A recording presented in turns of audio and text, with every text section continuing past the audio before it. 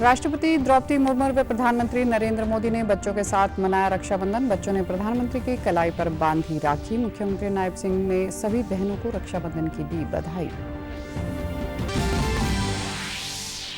प्रदेश भर में हर्षोल्लास के साथ मनाया जा रहा रक्षाबंधन का पर्व। बहनों ने अपने भाइयों की कलाई पर बांधा रक्षा का सूत्र। पेड़ों को राखियां बांधकर पर्यावरण संरक्षण का दिया संदेश। मुख्यमंत्री नायब सिंह सैनी ने झज्जर में आयोजित जन आशीर्वाद रैली में की शिरकत। कहा, विधानसभा चुनाव में हरियाणा की जनता कांग्रेस का खाता भी नहीं खुलने देगी।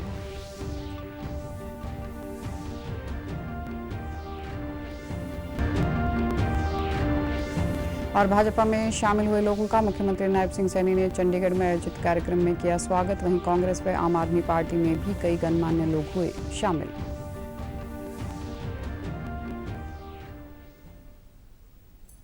नमस्कार, मैं हूं आरजू। अब समाचार विस्तार से। भाई बहन के बीच विशेष प्रेम का प्रतीक रक्षाबंधन का त्यौहार आज पूरे देश में हर्षोल्लास के साथ मनाया जा रहा है और इस अवसर पर बहनें अपने भाइयों की कलाई पर रंग बिरंगी राखियां बांधती हैं और उनकी समृद्धि व स्वास्थ्य की कामना करती हैं और भाई भी बहनों को उपहार प्रदान करते हुए उनकी रक्षा हर स्थिति में उनका साथ निभाने का वचन देते हैं। राष्ट्रपति द्रौपदी मुर्मू ने राष्ट्रपति भवन में देश भर से आए बच्चों के साथ रक्षाबंधन का पर्व मनाया। उन्होंने देशवासियों को शुभकामनाएं देते हुए अपने संदेश में कहा कि यह त्योहार भाइयों और बहनों के बीच अनूठे बंधन का उत्सव है जो प्यार और आपसी विश्वास की भावनाओं को मजबूत करता है। यह त्योहार धार्मिक और सांस्कृतिक सीमाओं से परे देश की विविधता में एकता का प्रतीक है और महिलाओं के अधिकारों की रक्षा के संकल्प को मजबूत करता है। प्रधानमंत्री नरेंद्र मोदी ने भी आज स्कूली बच्चों से अपनी कलाई पर राखी बंधवाई। प्रधानमंत्री ने रक्षाबंधन के अवसर पर सभी देशवासियों को शुभकामनाएं देते हुए सोशल मीडिया प्लेटफॉर्म एक्स पर अपने संदेश में कामना की कि यह पवित्र त्योहार रिश्तों में मिठास और लोगों के जीवन में सुख, समृद्धि और सौभाग्य लाएगा। मुख्यमंत्री नायब सिंह सैनी व भाजपा प्रदेश अध्यक्ष मोहनलाल बड़ौली कल देर शाम रोहतक में बीजेपी के प्रदेश कार्यालय मंगल कमल में पहुंचे। मुख्यमंत्री ने प्रदेश कार्यालय में पार्टी पदाधिकारियों की बैठक ली। इस दौरान पार्टी की महिला कार्यकर्ताओं ने मुख्यमंत्री को राखी बांधी। सीएम ने कहा कि आज बहनों ने मेरी कलाई पर राखी बांधी है जो मेरे जीवन की सबसे अनमोल पूंजी है। मैं कामना करता हूं कि प्रदेश की सभी बहनों के चेहरे पर खुशियां बनी रहें। वहीं बाद में पत्रकारों से बातचीत में मुख्यमंत्री ने कांग्रेस शासनकाल में हिसार के मिर्चपुर में दलितों के उत्पीड़न का मुद्दा उठाया। उन्होंने आरोप लगाया कि कांग्रेस के शासनकाल में दलितों और पिछड़ों के घरों को आग के हवाले कर दिया गया था। नायब सिंह सैनी ने यह भी आरोप लगाया कि भूपेंद्र हुड्डा भ्रष्टाचार के दलदल में फंसे हुए हैं। कांग्रेस के समय में प्रदेश की जनता को बिजली नहीं मिलती थी। गैस सिलेंडर के लिए 3 से 4 दिन तक लाइन में लगना पड़ता था। मुख्यमंत्री ने केंद्र और हरियाणा में कांग्रेस की सरकार रहते हुए भूपेंद्र सिंह हुड्डा को किसानों से जुड़े मुद्दों को लेकर बनी कमेटी का चेयरमैन बनाया गया था, लेकिन अपनी कार्यालय में उन्होंने स्वामीनाथन आयोग की रिपोर्ट लागू नहीं की।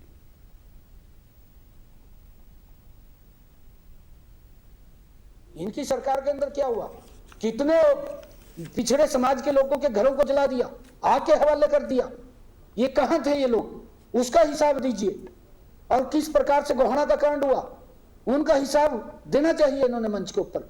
किस प्रकार से किसानों को 2-2 रुपए का चेक, 5-5 रुपए का चेक, अरे शर्म नहीं आती? खाता खुलवाने के लिए 500 रुपए और उसमें जमा करने के लिए 2 रुपए। अरे किसान के लिए आपने क्या किया है? आप तो बता दें कम से कम भी मेरी सरकार के अंदर ये काम किया। केंद्र के अंदर इनकी सरकार, प्रदेश में सरकार, स्वामीनाथन ने कहा कि इस कमेटी का चेयरमैन भूपेंद्र सिंह हुड्डा को लगाया और उसको कहा कि किसानों की इनकम कैसे बढ़े उसके ऊपर काम कीजिए। काम भी किया होगा इसने थोड़ा बहुत, वही रिपोर्ट बता दे। और रिपोर्ट भी नहीं बताई और उस रिपोर्ट को डस्टबिन में डाल दिया। ये कहां किसान का हित ऐसी है? इस दौरान मुख्यमंत्री ने प्रदेश और केंद्र सरकार की नीतियों का जमकर बखान किया। उन्होंने दावा किया कि विधानसभा चुनाव के बाद हरियाणा में तीसरी बार भाजपा की सरकार बनेगी। उन्होंने कहा कि हालांकि आचार संहिता लागू होने की वजह से कुछ काम अधूरे रह गए, लेकिन 4 अक्टूबर को एक बार फिर भाजपा की सरकार बनने पर सभी कामों को पूरा करेंगे। झूठ के अंदर कोई फंसने वाला नहीं है। 1 तारीख को बहुत बड़े मैंडेट के साथ लोग घरों से बाहर निकल करके कमल के फूल को वोट देंगे, मोदी जी को और मजबूत करेंगे। 4 तारीख को जब रिजल्ट आएगा, बहुत बड़े मैंडेट के साथ तीसरी बार भारतीय जनता पार्टी हरियाणा प्रदेश के अंदर सरकार बना रही है। क्योंकि आज पूरे प्रदेश का एक वातावरण इसके अंदर बना है कि तीसरी बार हरियाणा के अंदर भी भारतीय जनता पार्टी की सरकार बनेगी। वहीं अंबाला में हरियाणा के परिवहन और महिला एवं बाल विकास मंत्री असीम गोयल ने अपने निवास स्थान पर दूर दराज से आई बहनों से अपनी कलाई पर रक्षा सूत्र बंधवाया। इस मौके पर असीम गोयल ने सभी बहनों को इस पावन पर्व की शुभकामनाएं देते हुए सभी भाई बहनों की लंबी उम्र और अच्छे स्वास्थ्य की कामना की। उन्होंने सभी बहनों को भरोसा दिलाया कि आपके साथ वे इस रिश्ते को और अधिक मजबूत करने का प्रयास करेंगे। साथ ही उन्होंने सभी महिलाओं से अपील करते हुए कहा कि आज के दिन हमें भ्रूण हत्या जैसे कलंक को समाज से मिटाने का भी संकल्प लेना होगा।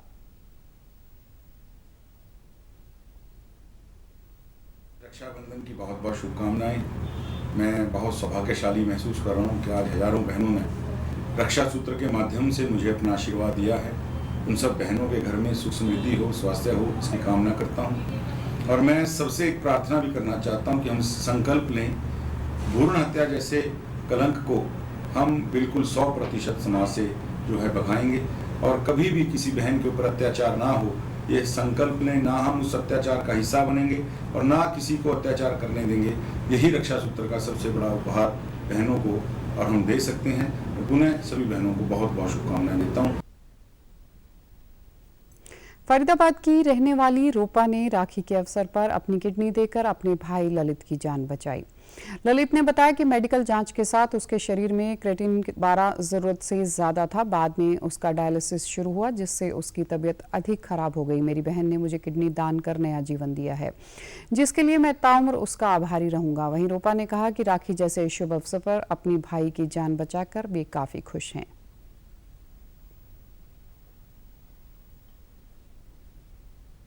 एक साल से मैं डायलिसिस पे चल रहा था। फिर मेरे को मेरी बहन ने हिम्मत बंधाई, फिर मेरे को किडनी मैंने ट्रांसप्लांट कराई। मेरे से छोटी है, मेरे को बहन ने गिफ्ट दिया। ये मेरे को बहन ने मेरे को जीवन दान दिया। मैं तो बहन का जिंदगी परेशान बंद रहूंगा। नहीं, मुझे तो एक दिन पहले ही पता लगा। दूसरे दिन मैंने कह दिया था भाई किडनी की प्रॉब्लम है तो मैं दूंगी, बेफिक्र रहना। वो यही थोड़ा घबरा रहा था। नहीं नहीं नहीं, मैंने कहा मैं तैयार हूँ। जब मैंने मुंह से वादा करा तो पूरा करूँगी।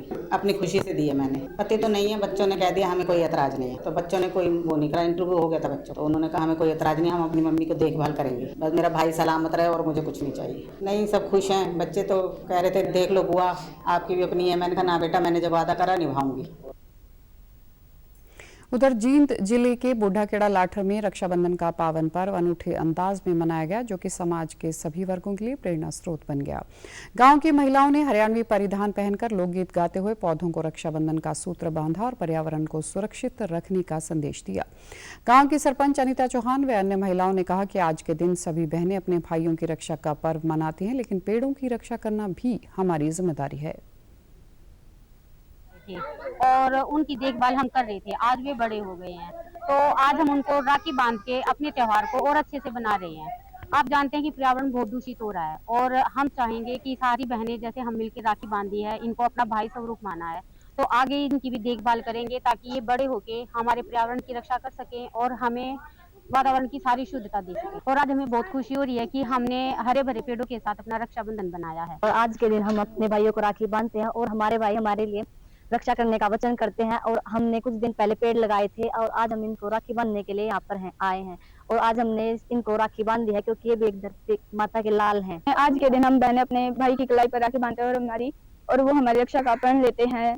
जैसे कि हमने कुछ दिन पहले पौधे लगाए थे और आज के समय में पर्यावरण बहुत दूषित हो रहा है और पेड़ भी बहुत कटाई कर रही है पेड़ों की भी। रक्षाबंधन के पर्व पर नूह में हिंदू मुस्लिम एकता भी देखने को मिली। कांग्रेस विधायक व सीएलपी उपनेता आफ्ताब अहमद व प्रदेश कांग्रेस कमेटी के सदस्य मेहताब अहमद को इंड्री गांव के पूर्व सरपंच की बहन ने उनकी कलाई पर राखी बांधी। वहीं इस पर्व के अवसर पर महिलाओं व 15 वर्ष तक के बच्चों के लिए हरियाणा रोडवेज की बसों में निःशुल्क यात्रा की सुविधा दी है। महिलाओं ने सरकार के इस निर्णय को स्वागत करते हुए कहा कि उनसे आज कोई किराया नहीं लिया गया।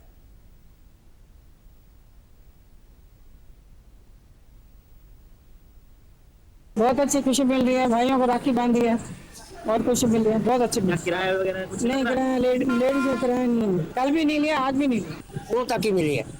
अब नूह से जाना है हमें गुड़गांव। अब देखो गुड़गांव की कब तक मिलेगी सुविधा। नहीं, लेडीज का किराया नहीं लगा, मेरा लगा, मेरा भी आधा लगा। तो मैं भी सीनियर सिटीजन हूँ। लेडीज जाती है, भाइयों को राखी बांधती है, खुशी तो होती है। मैं उधर रक्षाबंधन के अवसर पर फतेहाबाद के बाजारों में खूब रौनक रही। दुकानदारों ने बताया कि आज लोग जमकर खरीदारी कर रहे हैं। वहीं ब्रह्म कुमारी ईश्वरीय विश्वविद्यालय की बहनों ने राखी उत्सव का आयोजन किया। इस दौरान उन्होंने बाहर से आए भाइयों को राखियां बांधी। उन्होंने इस पर्व को आत्मा व परमात्मा का मिलन बताते हुए सैकड़ों श्रद्धालुओं को सामाजिक बुराइयों के खिलाफ जागरूकता अभियान चलाने का संकल्प दिलवाया।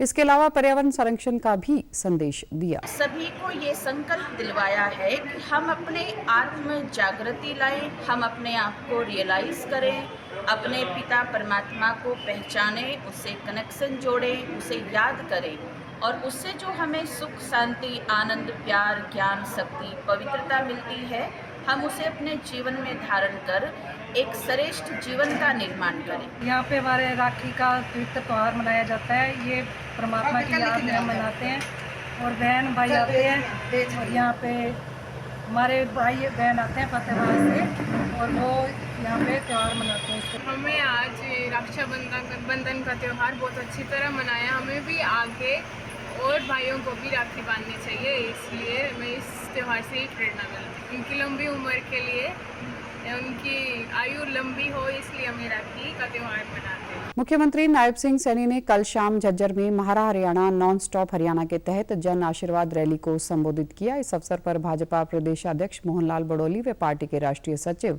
ओपी धनखड़ सहित अनेक गणमान्य मौजूद रहे। मुख्यमंत्री ने कहा कि भ्रष्टाचार में रिकॉर्ड बनाने वाले अब हिसाब मांग रहे हैं। विधानसभा चुनाव में प्रदेश की जनता उनका हिसाब कर देगी। उन्होंने कहा कि हम तो जनता को हर साल हिसाब देते हैं, लेकिन कांग्रेस के तो वही खाते फटे पड़े हैं। साथ ही उन्होंने कांग्रेस की गुटबाजी को लेकर भी तंज कसते हुए कहा कि इनमें लड़ाई हरियाणा के भले के लिए नहीं, बल्कि भ्रष्टाचार करके जनता के रुपए बांटने और खाने के लिए है। हमने भ्रष्टाचार पर कड़ी चोट की है। मुख्यमंत्री ने कहा कि कांग्रेस झूठ बोलकर जनता को बरगला रही है, लेकिन जनता इस बार विधानसभा चुनाव में उनका खाता भी नहीं खुलने देगी। प्रदेश सरकार की उपलब्धियों का जिक्र करते हुए उन्होंने कहा कि जनता के आशीर्वाद से भाजपा हरियाणा में लगातार तीसरी बार सरकार बना रही है।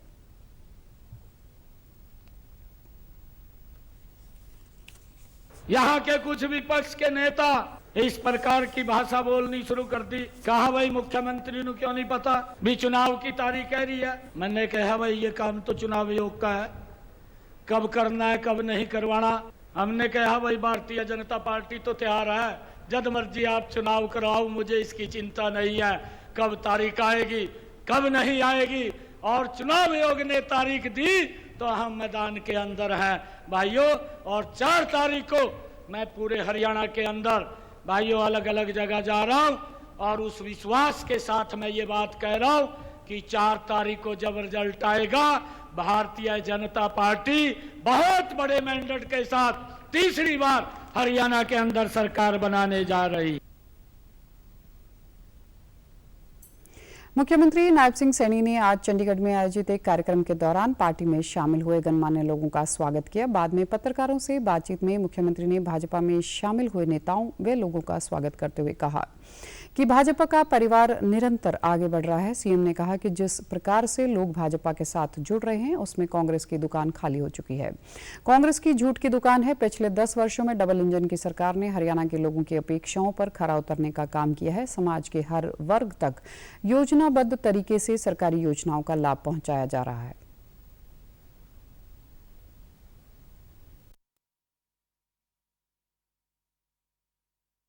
हरियाणा प्रदेश की बहनों को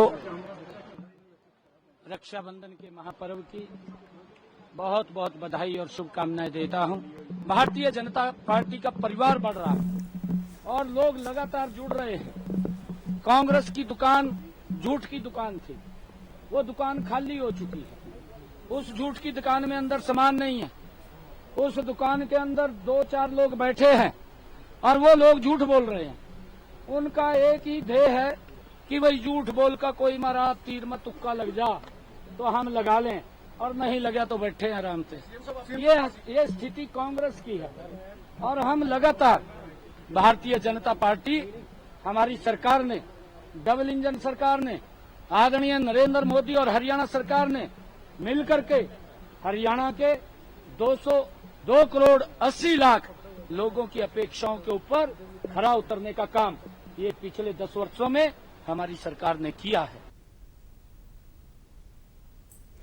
भारतीय जनता पार्टी हरियाणा के मीडिया सह प्रभारी संजय आहूजा द्वारा कल शाम पंचकुला में विशाल तिरंगा यात्रा निकाली गई, जिसमें लोगों ने बढ़ चढ़कर भाग लिया और पूरा शहर देशभक्ति के नारों से गूंज उठा। यह यात्रा सेक्टर 2 से शुरू होकर शहर के विभिन्न हिस्सों से होती हुई सेक्टर 12 के वार मेमोरियल पर संपन्न हुई। लोगों द्वारा यात्रा का जगह जगह पर भव्य स्वागत किया गया। इस अवसर पर विधानसभा अध्यक्ष ज्ञानचंद गुप्ता ने कहा कि तिरंगा हमारे देश की आन बान और शान है। यह हमारे मान व सम्मान का प्रतीक है। इस तिरंगे को फहराने के लिए लाखों शहीदों ने देश के लिए अपना सर्वस्व न्यौछावर कर दिया।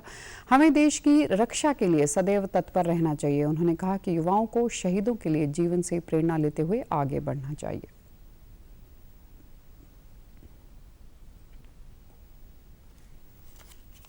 तिरंगा हमारे देश की शान, हमारे देश का मान और सम्मान है। इस तिरंगे की फहराने के लिए लाखों ही शहीदों ने अपनी शहादत दी और देश में तिरंगे को फहराने के लिए देश को आज़ादी लेकर के दी। आज हमारे यशस्वी प्रधानमंत्री नरेंद्र मोदी जी के आह्वान पर पूरे देश के अंदर स्थान स्थान के ऊपर तिरंगा यात्राएं निकाली जा रही हैं। इसके अंदर हजारों लोग शामिल हो रहे हैं। मैं समझता हूँ कि ये तिरंगा जो हमारे मान और सम्मान का प्रतीक है, इस तिरंगे को फहराने के लिए, इस तिरंगे को ऊंचा रखने के लिए, इस तिरंगे की शान के लिए हम सबको मर मिटने के लिए तैयार रहना चाहिए। हमारा तिरंगा कभी झुकना नहीं चाहिए। वहीं भाजपा व लोक जनशक्ति पार्टी को कैथल में लगा बड़ा झटका। कांग्रेस नेता रणदीप सुरजेवाला के नेतृत्व में लोक जनशक्ति पार्टी युवा मोर्चा की राष्ट्रीय सचिव प्रज्ञा पाशा जैन व भाजपा के शहरी मंडल उपाध्यक्ष नवनीत भंडूला, आईटी सेल शहरी प्रमुख कृष्ण शर्मा अपने सैकड़ों साथियों के साथ कांग्रेस पार्टी में शामिल हुए। रणदीप सुरजेवाला ने सभी नेताओं का पार्टी में स्वागत करते हुए कहा कि आज देश व प्रदेश का किसान, नौजवान व मजदूर अपने आप को ठगा हुआ महसूस कर रहा है। भाजपा सरकार ने 10 साल के शासनकाल में हरियाणा को विकास के मामले में 50 साल पीछे धकेल दिया है। मैं यही कह सकता हूं एक भाई के तौर पर कि इन्हें यथासंभव से बढ़कर सम्मान भी देंगे और हम दोनों मिलकर शहर की प्रगति और तरक्की में यथासंभव से बढ़कर प्रयास करेंगे। भय मुक्त भ्रष्टाचार, जिस प्रकार से किसान हो, नौजवान हो, दुकानदार हो, व्यापारी हो, उन सबके साथ जो अत्याचार हुआ है, दलितों और पिछड़ों का शोषण हुआ है, जिस प्रकार से इस पोर्टल की सरकार ने आम जनमानस की जिंदगी दूभर कर दी है। 10 साल में हरियाणा के हर परिवार का एक आदमी तो झोला उठाकर सरकारी कार्यालयों में परिवार को ये बताने पे रहा कि वो जिंदा है और वो हरियाणा का नागरिक है। वहीं कांग्रेस में शामिल होने के बाद प्रज्ञा पाशा जैन ने कहा कि हरियाणा को एक बार फिर कांग्रेस पार्टी के नेतृत्व की जरूरत है, तभी विकास के नए आयाम स्थापित होंगे। मेरा इनके साथ एक संकल्प रहेगा कि कंधे से कंधा मिलाकर आगे चलेंगे, कांग्रेस की विचारधारा को आगे ले जाते हुए हरियाणा प्रदेश को देश में नंबर 1 बनाने का, कैथल के प्रत्येक जन जन का विकास करने का एक बीड़ा उठा रहे हैं और ये मेरी एक बहुत बड़ी कोशिश रहेगी। कांग्रेस की हरियाणा मांगे हिसाब आज अंबाला छावनी में पहुंची। इस दौरान कांग्रेस सांसद दीपेंद्र हुड्डा ने पदयात्रा में पहुंच कार्यकर्ताओं में जोश भरते हुए कहा कि आज प्रदेश का जन जन सत्तारूढ़ सरकार से विकास का हिसाब मांग रहा है। उन्होंने कहा कि भाजपा सरकार घोषणाएं करने में माहिर है। भाजपा ने जो घोषणाएं की है उनमें अभी तक कोई भी घोषणा लागू नहीं हुई। भाजपा की योजनाओं को लागू करने की नीयत नहीं थी। अब प्रदेश के लोगों ने बदलाव का मन बना लिया है और विधानसभा चुनाव में कांग्रेस की सरकार बनने जा रही है। वही कांग्रेस नेता भूपेंद्र सिंह हुड्डा व रणदीप सुरजेवाला का सोशल मीडिया पर वायरल हो रहे टेक्स्ट फोटो को लेकर कहा कि यह भाजपा के आईटी सेल की साजिश है। साथ ही उन्होंने प्रदेश की सुरक्षा व्यवस्था को लेकर भी सवाल उठाए।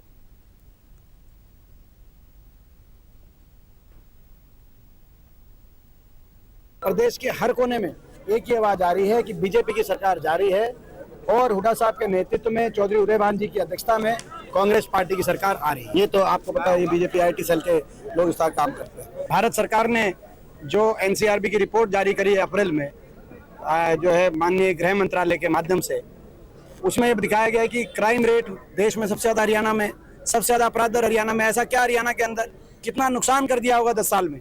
जो अमन चैन शांति का प्रतीक प्रदेश था वो आज क्राइम में देश में नंबर 1 है। जिस प्रदेश में 10 साल तक हर वर्ग सुख शांति से रहा, किसी वर्ग को आंदोलन तक भी करना नहीं पड़ा किसी अपनी मांगों को लेकर, वो उस प्रदेश में हर वर्ग को सड़क पे आना पड़ा।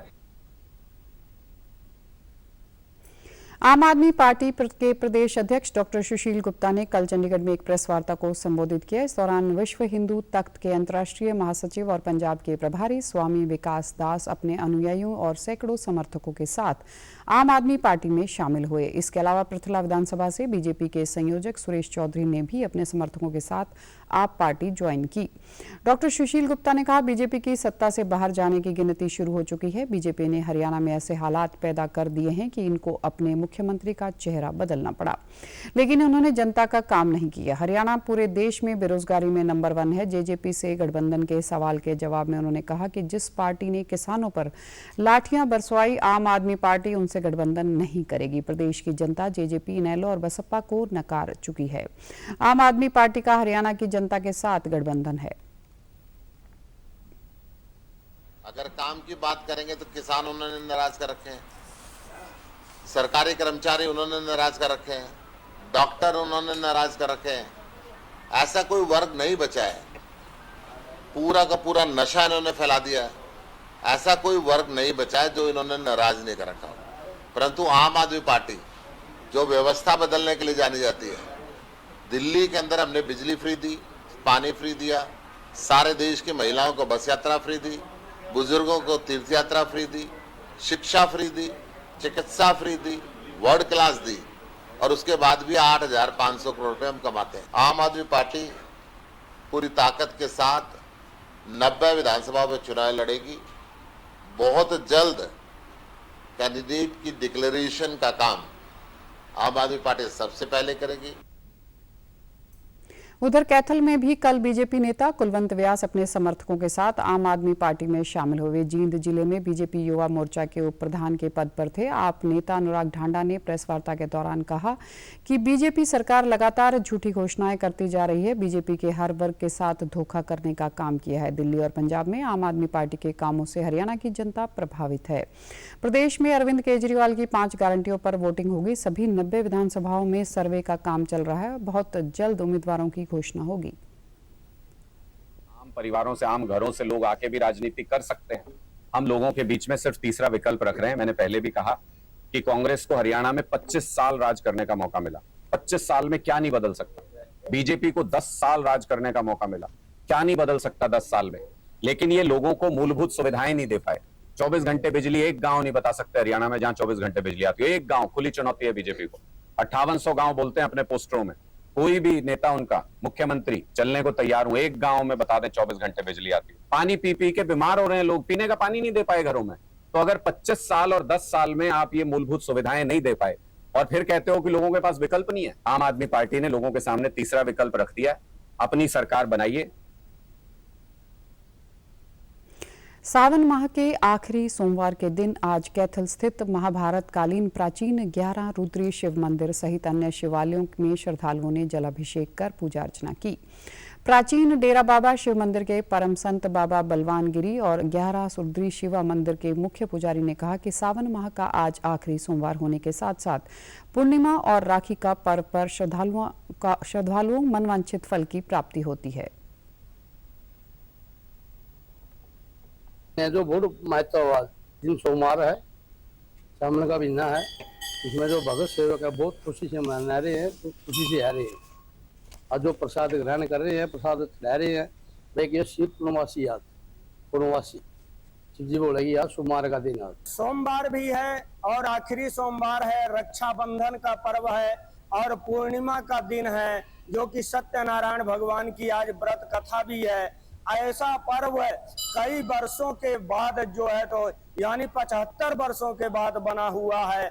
इसलिए आज पूजा करने का भक्तों के लिए बहुत सर्वश्रेष्ठ दिन है। आज के दिन पूजा करने से सालों साल की पूजा करने का फल प्राप्त हो जाता है। श्रद्धालुओं ने कहा कि आज के दिन लंबे समय के बाद विशेष धार्मिक संयोग बना है। हम आज बहन भाई के अटूट प्रेम के प्रतीक राखी के त्योहार पर भोले बाबा से कामना करते हैं कि वे सब पर अपनी असीम कृपा बनाए रखें। सावन में 2 लोटे चढ़ाते हैं। ओम नमः शिवाय, ओम नमः शिवाय, यही बीज मंत्र है भगवान का, और इसी से प्रसन्न होते हैं। हमें बाबा ने बहुत कुछ दिया, बहुत कुछ दिया, जो कुछ मांगा वो ही दिया। कामना करते हैं सबका त्योहार सुख शांति से, मनोकामना से शांति से मनाए, सबको अपना आशीर्वाद दे, जैसे सबने जो कामना किया उनकी सब कामनाएं पूर्ण करे। महीने का व्रत रखा था यहाँ भोले बाबा जी का, मतलब पूरा महीने का व्रत था हमारा ये, और बहुत अच्छा लगता है यहाँ आके, और बहुत संतुष्टि होती है यहाँ पर आके भोले बाबा के चरणों में जल चढ़ा के, और बहुत अच्छा लगा हमारे को। बहुत अच्छे से मतलब सारे कार्य सफल होते हैं। हिसार स्थित चौधरी चरण सिंह हरियाणा कृषि विश्वविद्यालय हिसार के नाम एक और उपलब्धि जुड़ गई है। देश भर में केंद्रीय शिक्षा मंत्रालय द्वारा वर्ष 2024 के लिए जारी नेशनल इंस्टीट्यूशनल रैंकिंग फ्रेमवर्क में देश के कृषि विश्वविद्यालयों में हरियाणा कृषि विश्वविद्यालय ने तीसरा स्थान प्राप्त किया है। कुलपति प्रोफेसर BR कंबोज ने बताया कि कृषि शोध संस्थानों में 7वें स्थान पर छलांग लगाई है। ओवरऑल कैटेगरी में देश के टॉप विश्वविद्यालयों में हरियाणा कृषि विश्वविद्यालय प्रदेश का एकमात्र सरकारी विश्वविद्यालय है। उन्होंने कहा कि यह उपलब्धि विश्वविद्यालय के शैक्षिक, गैर शिक्षक कर्मचारियों तथा विद्यार्थियों की प्रतिभा व किसानों की मेहनत का परिणाम है। उन्होंने कहा कि इस विश्वविद्यालय ने अपनी उपलब्धियों के कारण आज अंतर्राष्ट्रीय व राष्ट्रीय स्तर पर अलग पहचान बनाई है। इससे पहले भी कई उपलब्धियां विश्वविद्यालय के नाम है। विश्वविद्यालय को हाल ही में भारतीय कृषि अनुसंधान परिषद के राष्ट्रीय कृषि शिक्षा प्रत्यायन बोर्ड की ओर से A+ ग्रेड दिया गया है। कृषि विश्वविद्यालय हिसार ने तीसरा स्थान प्राप्त करके अपनी साख को बढ़ाया है, जबकि वर्ष 2023 में इस कैटेगरी में विश्वविद्यालय को 5वां स्थान मिला था। इस बार ये स्थान ऊंचाई पे जाते हुए विश्वविद्यालय तीसरे स्थान पर आया है।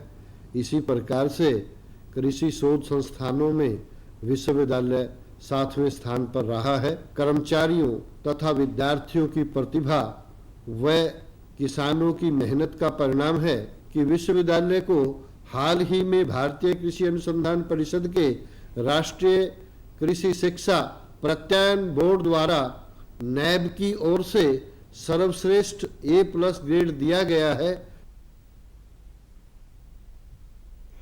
केंद्रीय स्वास्थ्य मंत्री JP नड्डा ने कहा कि भारत मलेरिया, TB और HIV के उन्मूलन के लिए प्रतिबद्ध है। नई दिल्ली में 15 देशों के नीति निर्माताओं और दवा नियामकों के एक अंतर्राष्ट्रीय प्रतिनिधि मंडल को संबोधित करते हुए स्वास्थ्य मंत्री ने कहा कि भारत विकासशील देशों के हेल्थ केयर गैप को भरने के लिए प्रतिबद्ध है। स्वास्थ्य मंत्री ने कहा कि भारत दुनिया के 200 देशों को दवा सप्लाई करता है और दुनिया का सबसे बड़ा वैक्सीन उत्पादक देश है। इस मौके पर उन्होंने दवा सुरक्षा निगरानी के लिए डिजिटल प्लेटफॉर्म को भी लॉन्च किया। Help to treat diseases like malaria, HIV/AIDS and tuberculosis, which are usually considered as health problems of the developing countries. And India is committed for the continued support for eradication of these disease conditions. This contribution underscores India's commitment to the global health and its responsibility in bridging the healthcare gap in the developing nations. आज पवित्र छड़ी और विशेष पूजा के साथ श्री अमरनाथ यात्रा संपन्न हो जाएगी। इस वर्ष इस यात्रा ने रिकॉर्ड बनाया है। पिछले 2 दशक में चौथी बार ऐसा हुआ है जब बाबा बर्फानी के दर्शन करने वाले श्रद्धालुओं की संख्या 5 लाख से अधिक है और आज ही श्री बाबा बूढ़ा अमरनाथ यात्रा भी संपन्न होगी। छड़ी मुबारक कल महान देवेंद्री गिरी के नेतृत्व में साधु संतों के साथ 14,800 फुट की ऊंचाई वाले महागुंबद स्टाप के रास्ते आधार शिविर पंचतरणी पहुंची गई। इससे पहले पवित्र छड़ी मुबारक सुबह 8:05 बजे शेषनाग से रवाना हुई। पंचतरणी में रात्रि विश्राम के बाद आज छड़ी मुबारक पवित्र अमरनाथ गुफा में पहुंचेगी। इसी के साथ 52 दिवसीय अमरनाथ यात्रा का समापन होगा। सुबह श्रावण पूर्णिमा के अवसर पर पवित्र गुफा में वैदिक मंत्रोच्चारण के साथ पारंपरिक पूजन और अनुष्ठान किए जाएंगे। प्रधानमंत्री के प्रधान सचिव डॉक्टर PK मिश्रा की अध्यक्षता में कल एक बैठक हुई जिसमें देश में मंकी पॉक्स से निपटने की तैयारियों तथा जन स्वास्थ्य उपायों की स्थिति की समीक्षा की गई। इस अवसर पर उन्होंने कहा कि प्रधानमंत्री नरेंद्र मोदी मंकी पॉक्स की स्थिति की लगातार निगरानी कर रहे हैं। प्रधान सचिव ने राज्यों से इस बीमारी का तत्काल पता लगाने के प्रभावी उपायों करने और इसकी निगरानी बढ़ाने के निर्देश दिए। उन्होंने इस काम के लिए प्रयोगशालाओं का नेटवर्क बढ़ाने के भी निर्देश दिए। फिलहाल देश में मंकी पॉक्स की जांच के लिए 32 प्रयोगशालाएं हैं। डॉक्टर मिश्रा ने कहा कि इस बीमारी के इलाज और रोकथाम के उपायों का व्यापक स्तर पर प्रचार किया जाना चाहिए। उन्होंने मंकी पॉक्स के लक्षण और रोकथाम के उपायों के बारे में स्वास्थ्य कर्मियों के बीच जागरूकता बढ़ाने पर भी बल दिया। देश में फिलहाल मंकी पॉक्स का कोई मामला सामने नहीं आया है। इसके व्यापक स्तर पर फैलने का जोखिम भी कम है।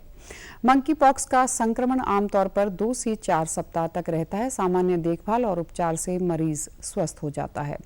लंबे समय तक संक्रमित व्यक्ति के संपर्क में रहने से मंकी पॉक्स का संक्रमण होता है। विश्व स्वास्थ्य संगठन ने अफ्रीका के कई हिस्सों में बड़े पैमाने पर मंकी पॉक्स के संक्रमण को देखते हुए 14 अगस्त को इसे अंतर्राष्ट्रीय स्तर का स्वास्थ्य आपदा घोषित किया था। WHO के अनुसार वर्ष 2022 से अब तक 116 देशों में मंकी पॉक्स के 99,000 से अधिक लोगों के संक्रमित होने और इसके कारण 208 लोगों की मौत होने की पुष्टि हुई है। समाचारों में आज इतना ही। नमस्कार।